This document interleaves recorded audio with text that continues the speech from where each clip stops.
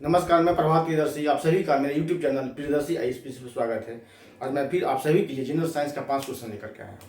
तो पहला क्वेश्चन रहा कि विटामिन सी का सर्वोत्तम स्रोत क्या है। ऑप्शन ए में है आंवला, बी में संतरा, सी नींबू, डी मिर्च और पांचवा ऑप्शन ई है। तो आंसर होगा इसका आंवला। वैसे विटामिन सी आंवला में भी पाया था, संतरा में भी, नींबू में भी, मिर्च में भी, लेकिन सर्वाधिक पाया था आंवला में। विटामिन सी सर्वाधिक पाया जाता है आंवला में। तो विटामिन सी को क्या कहा जाता है? एस्कॉर्बिक एसिड कहा था। क्या कहा था? Ascorbic acid. इसके कमी से स्कर्वी नामक रोग होता है। विटामिन सी का रासायनिक नाम है एस्कॉर्बिक एसिड। इसकी कमी से स्कर्वी नामक रोग होता है।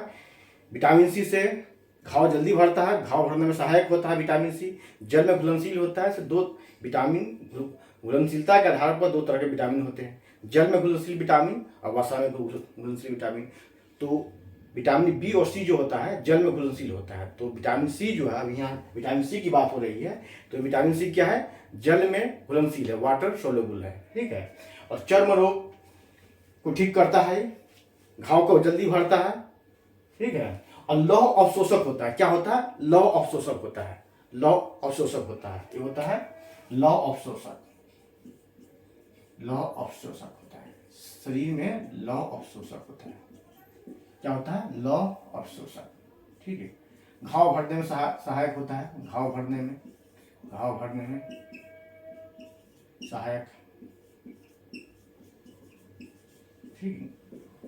घाव भरने में सहायक। जल में घुलनशील होता है। जल में घुलनशील होता है।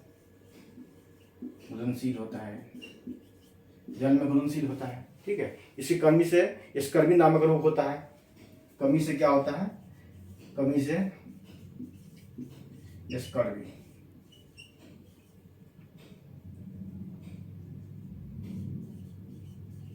स्कर्वी नामक रोग होता है। इसकी कमी से स्कर्वी नामक रोग होता है, ठीक है। जल में घुलनशील होता है, ठीक है। तो इतना ही, इसके लिए इतना ही, विटामिन सी पर इतना ही, ठीक है। अब आगे देखिए। हाँ, विटामिन सी क्या होता है एक और जान लीजिए। शरीर में ये भंडारित नहीं होता है। क्या होता है? शरीर में भंडारित नहीं होता है। शरीर में इसका भंडारित नहीं होता है। शरीर में भंडारित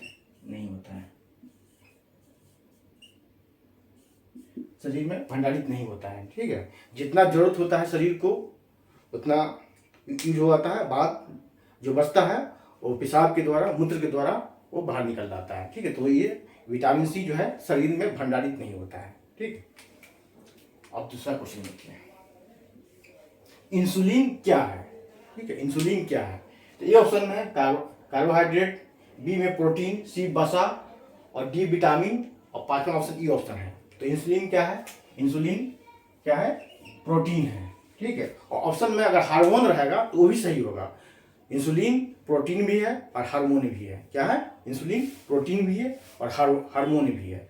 इसका काम क्या है? ये कहाँ से ये निकलता है, कहाँ से इसका सिक्रेशन होता है, कहाँ से, ठीक है। तो ये निकलता है पेनक्रियास से, हिंदी बोलते हैं अग्नाशय से। अग्नाशय के बीटा सेल से लंगरहंस के बीटा सेल से निकलता है, ठीक है। ये करता काम क्या है इसका? ये कार्बोहाइड्रेट, प्रोटीन, फैट को के मेटाबॉलिज्म को ही रेगुलेट करता है। ये कार्बोहाइड्रेट, प्रोटीन, फैट के मेटाबॉलिज्म को रेगुलेट करता है और ब्लड शुगर को भी कंट्रोल करता है, ठीक है। तो इंसुलिन क्या है? प्रोटीन है। ऑप्शन में अगर हार्मोन रहा है तो पांचवा ऑप्शन ई ऑप्शन हो जाएगा। क्या हो जाएगा? ये इंसुलिन जो है प्रोटीन। तो क्या है? तो पांचवा ऑप्शन होगा। जब ऑप्शन में प्रोटीन के साथ साथ हार्मोन रहेगा तो पांचवा ऑप्शन होगा इंसुलिन प्रोटीन भी है और हार्मोन भी है, ठीक है। और इंसुलिन में सेंट्रल मेटल एटम जिंक होता है। क्या होता है इसमें? इसका सेंट्रल मेटल एटम इंसुलिन का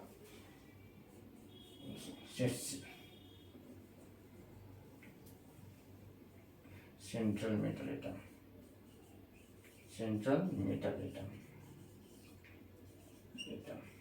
इसको बोलते हैं हिंदी में, दिख रहा है सेंट्रल मेटल एटम। हिंदी बोलते हैं केंद्रीय धातु।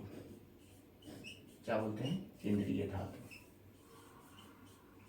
क्या होता है इसका? जिंक होता है, Zn। इसको बोलते हैं जस्ता।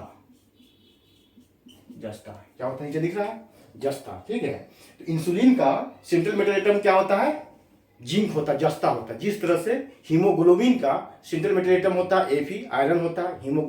हीमोग्लोबिन का, ब्लड में जो हीमोग्लोबिन होता है, हीमोग्लोबिन का सेंट्रल मेटल एटम केंद्रीय धातु आयरन होता है, लोहा होता है। और क्लोरोफिल का सेंट्रल मेटल एटम क्या होता है, केंद्रीय धातु मैग्नीशियम होता है। तो हीमोग्लोबिन का हीमोग्लोबिन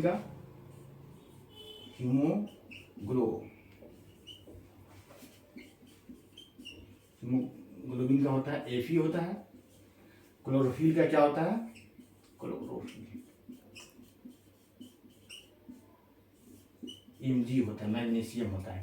ठीक है, तो हीमोग्लोबिन का सेंट्रल मेटल एटम Fe होता है, आयरन होता है। और क्लोरोफिल का सेंट्रल मेटल एटम मैग्नीशियम होता है। इसी तरह इंसुलिन का सेंट्रल मेटल एटम जिंक होता है। ठीक, तीसरा क्वेश्चन देखिए, 40 डिग्री सेल्सियस का मान फ़ारेनहाइट स्केल पर क्या होगा, बताता हूं आपसे। तो क्वेश्चन है 40 डिग्री सेल्सियस का मान फ़ारेनहाइट स्केल पर क्या होगा। प्रीवियस ईयर का क्वेश्चन 2 बार 3 बार आ चुका है इस तरह का। ठीक है, 40 डिग्री का। ठीक है, तो ये देखिए, पहले इसके एक रिलेशन में क्या पूछ रहा है, फ़ारेनहाइट में पूछ रहा है। फ़ारेनहाइट में पूछेगा, ह्यूमन पर पूछेगा, रैंकिंग में पूछेगा, केल्विन पर पूछेगा। तो एक रिलेशन है उसका। ठीक है, देखिए सेल्सियस मान क्या होगा, दिख रहा है यहाँ सेल्सियस 0 डिग्री, ये 100 डिग्री और 0 डिग्री।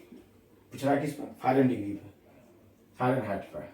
फ़ारेनहाइट पर F मतलब 32 डिग्री और 212 माइनस 32 डिग्री। दिख रहा है यहाँ।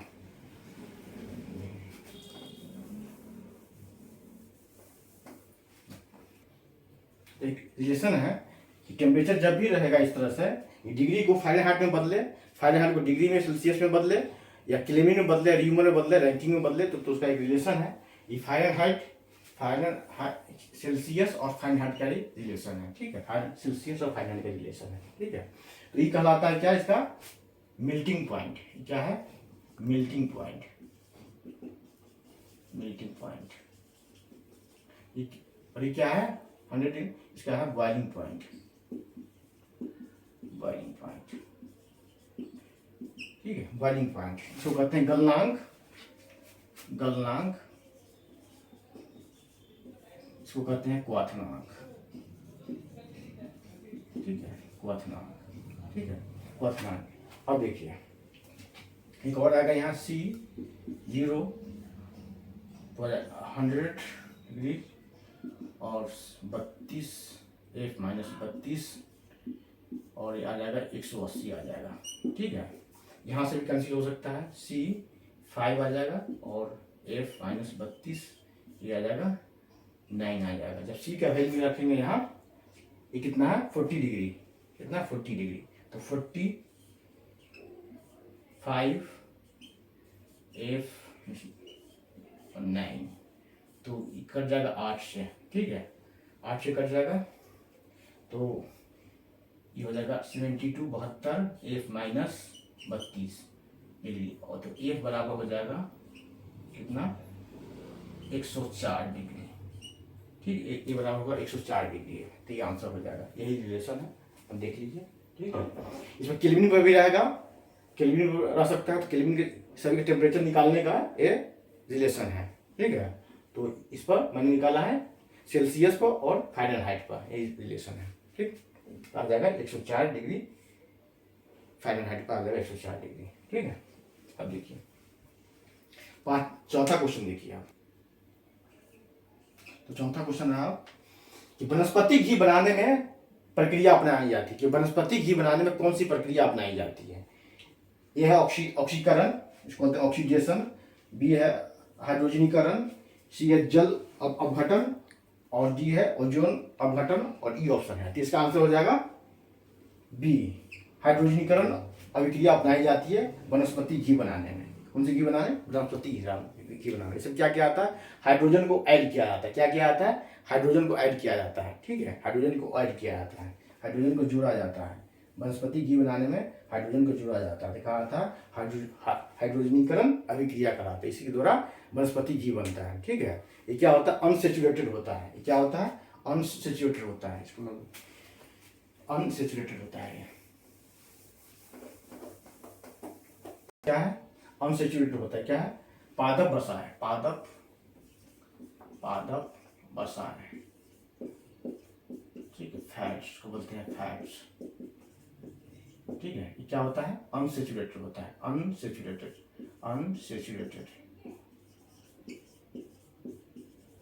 हिंदी में बोलते हैं असंतृप्त होता है। ठीक है, तो क्या होता है? असंतृप्त होता है। जो भी रहेगा असंतृप्त रहेगा, अनसेचुरेटेड रहेगा, उसमें कार्बन एटम के बीच, कार्बन एंड कार्बन एटम के बीच डबल या ट्रिपल बॉन्ड बनेगा। क्या क्या बनेगा? ये डबल बॉन्ड बनेगा, डबल या ट्रिपल बॉन्ड बनेगा। ठीक है, किसी जैसे कार्बन परमाणु के बीच डबल बॉन्ड बनेगा या ट्रिपल बॉन्ड बनेगा। ठीक है, इसलिए ये जल्दी टूट जाता है ना। अनसेचुरेटेड है। और सेचुरेटेड जो होता है वो उसमें सिंगल बॉन्ड बनता है। सेचुरेटेड में सिंगल बॉन्ड बनता है। जहाँ तक एनिमल फैट्स जो होता है वो सेचुरेटेड होता है। यानी ये क्या है? एनिमल जंतु वसा जो होता है वो होता है संतृप्त होता है, सेचुरेटेड होता है, उसमें सिंगल बॉन्ड होता है। डबल और ट्रिपल बॉन्ड जितना रहेगा वो रहता है अनसेचुरेटेड बॉन्ड होता है, कहलाता है। तो क्या होता है? जल्दी टूट जाता है। ठीक है, जल्दी टूट जाता है और इसलिए इसका नाम है अनसेचुरेटेड। ठीक है, अनसेचुरेटेड वसा है।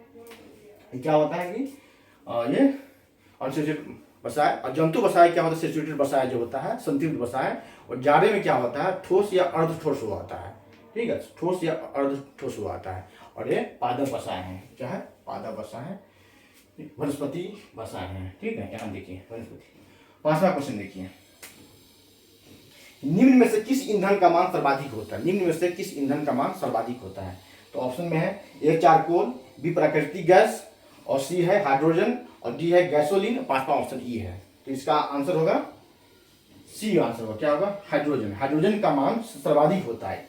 हाइड्रोजन ईंधन का मान सर्वाधिक होता है। किसका मान सर्वाधिक होता है? हाइड्रोजन ईंधन का मान। और इसको भविष्य का ईंधन भी कहा जाता है। नोट कीजिए, हाइड्रोजन को भविष्य का ईंधन भी कहा जाता है। इसको भविष्य का ईंधन भी कहा जाता है। इसको कहा जाता है भविष्य का ईंधन।